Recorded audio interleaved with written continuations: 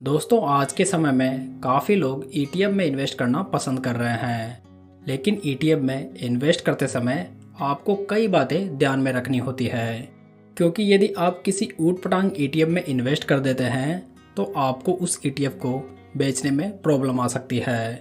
क्योंकि यदि आप ऐसा ईटीएफ खरीद लेते हैं जिसमें कि वॉल्यूम ही नहीं होगा और ट्रेडिंग नहीं होगी तो आप उस ईटीएफ में लंबे समय तक स्टक हो सकते हैं। ईटीएफ बाय करते समय आपको उसका AUM, expense ratio, tracking error और वॉल्यूम डेफिनेटली देखने चाहिए। वॉल्यूम या लिक्विडिटी इसलिए कि आप ईटीएफ खरीद तो लेंगे, लेकिन जब आप उसे बेचने जाएंगे तो कोई बायर नहीं होने की वजह से आप उसे सेल नहीं कर पाएंगे। तो दोस्तों आज इस वीडियो में मैं आपको अलग अलग सेक्टर से टॉप 7 ईटीएफ्स बताऊंगा। सो यदि आप पैसिव इन्वेस्टिंग में इंटरेस्टेड हैं तो इस वीडियो के लास्ट तक जरूर बने रहिए। बेस्ट ईटीएफ की लिस्ट में हमारा सबसे पहला ईटीएफ है निप्पॉन इंडिया ईटीएफ निफ्टी 50-20। ये जो ईटीएफ होते हैं वहाँ पर फंड मैनेजर इनको एक्टिवली मैनेज नहीं करते, बल्कि ये फंड अपने इंडेक्स को फॉलो करके रिटर्न जनरेट करते हैं।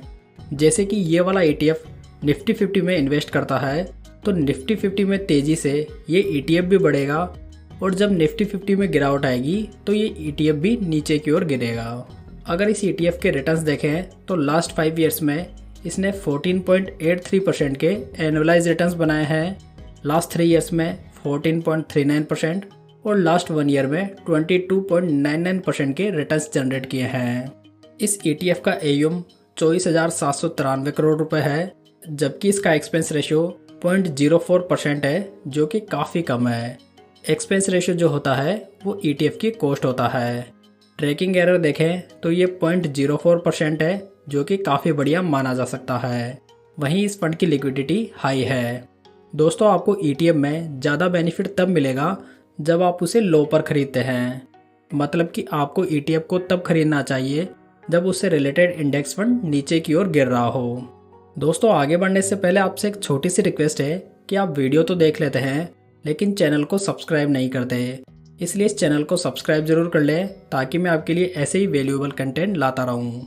हमारा सेकंड बेस्ट ईटीएफ है सीपीएससी ईटीएफ, यानी कि central public service enterprise ETF. जैसा कि इस ईटीएफ के नाम से ही पता चल रहा है कि ये ईटीएफ पीएसयू कंपनीज को फॉलो करता है, इसलिए जिन इन्वेस्टर्स को पीएसयू कंपनीज पर बेट लगानी है उनके लिए ये ईटीएफ बढ़िया चॉइस हो सकता है। इस ईटीएफ का benchmark index Nifty CPSC TRI है, जबकि इस ईटीएफ का लेटेस्ट एयूएम 39,197 करोड़ रुपए हो चुका है। एक्सपेंस रेशियो देखें तो ये 0.05% है, इसकी ट्रैकिंग एरर 0.10% है, जबकि इस ईटीएफ में आपको हाई लिक्विडिटी देखने को मिल जाती है। अगर इस ईटीएफ के एनुअलाइज रिटर्न्स देखें तो लास्ट 5 ईयर्स में इसने 26.44% के रिटर्न्स बनाए हैं, लास्ट 3 ईयर्स में 54.16%, जबकि लास्ट 1 ईयर में 117.55% के रिटर्न्स बना कर दिए हैं। इस तरह ये ईटीएफ लगातार 5 सालों से बहुत ही शानदार रिटर्न बना कर दे रहा है। इस सीपीएससी ईटीएफ के पोर्टफोलियो में टोटल 11 कंपनीज है जिन्हें आप यहाँ पर देख सकते हैं। इस लिस्ट में नेक्स्ट ईटीएफ है Nippon India ETF Nifty mid cap 150। ये वाला ईटीएफ मिड कैप कंपनीज के इंडेक्स को फॉलो करता है।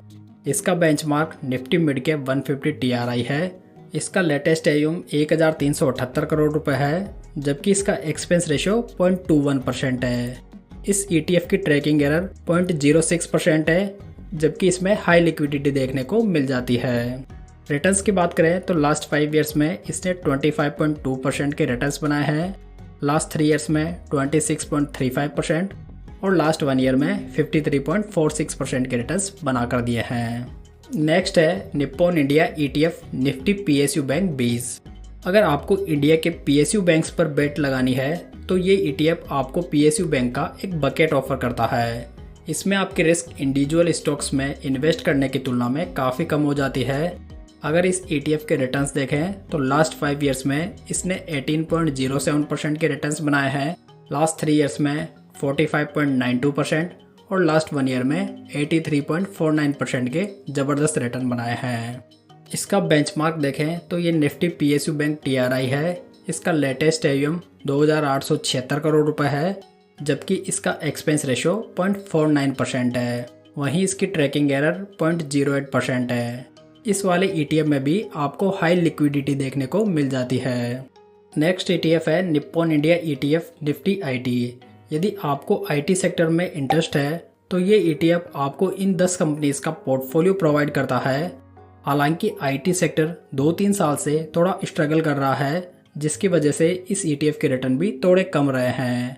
लास्ट 3 ईयर्स में इसके रिटर्न्स ओनली 7.98% रहे हैं, जबकि लास्ट 1 ईयर में 13.09% के रहे हैं। लेकिन उम्मीद की जा सकती है कि आने वाले 2-3 साल में IT सेक्टर अच्छा परफॉर्म कर सकता है, इसलिए आप इस IT ETF के बारे में भी सोच सकते हैं। इस ETF का बेंचमार्क निफ्टी IT TRI है। इसका लेटेस्ट AUM 2236 करोड़ रुपए है, जबकि इसका एक्सपेंस रेशियो 0.22% है। ट्रैकिंग एरर की बात करें तो ये जस्ट ओनली 0.04% है। वहीं इसमें भी आपको हाई लिक्विडिटी देखने को मिल जाती है। दोस्तों, यदि आप 2024 के लिए बेस्ट म्यूचुअल फंड्स फाइंड कर रहे हैं तो ये वीडियो आपके लिए मस्ट वॉच है। लिंक आपको आई बटन में मिल जाएगा। हमारा नेक्स्ट ETF है ICICI प्रूडेंशियल गोल्ड ETF।